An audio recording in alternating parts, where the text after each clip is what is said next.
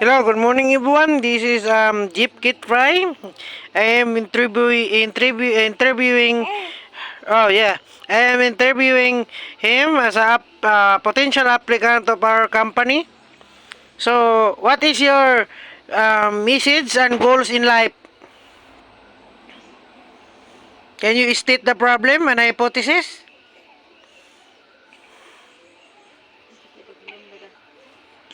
Is there any possibility that the Earth is going to collide with Andromeda in the galaxy of the Pluto?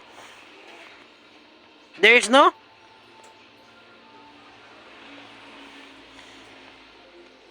So, define yourself as a state of calamity.